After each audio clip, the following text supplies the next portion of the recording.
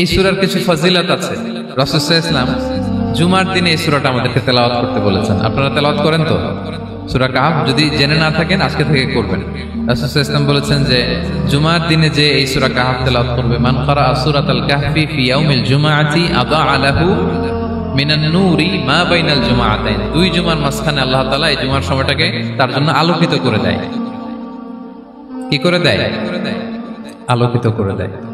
একটা নূর তার জন্য সেট করে, এই নূর তাকে হেদায়েতের পথে অবশিষ্ট রাখে। এটা হচ্ছে একটা।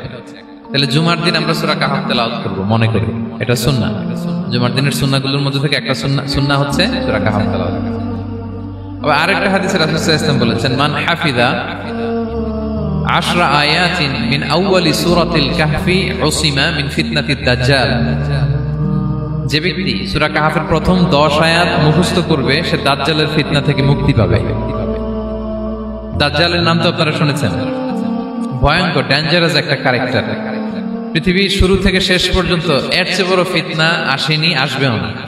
দাজ্জালের ফিতনা, সে তার এক চোখ থাকবে, আরেক চোখ এরকম বন্ধ থাকবে, এখানে লেখা থাকবে কাফারা। কোনোভাবেই তাকে দমানো যাবে না, হত্যা করা যাবে না। আল্লাহ নবী ঈসা আলাইহিস সালাম তাকে হত্যা করবেন। তো যে ব্যক্তি সূরা কাহফ তেলাওয়াত করবে, সূরা কাহফের প্রথম 10 আয়াত বিশেষ করে মুখস্থ রাখবে, আল্লাহ তাআলা উসিমা মিন ফিতনাতিদ দাজ্জাল, দাজ্জালের ফিতনা থেকে তাকে বাঁচাবেন। তা আমরা দাজ্জালের ফিতনা থেকে বাঁচতে চাই কি চাই না? আমরা যেন সূরা কাহফের প্রথম 10 আয়াত মুখস্থ করি, সূরা কাহফ যেন জুমার দিন আমরা তেলাওয়াত করি।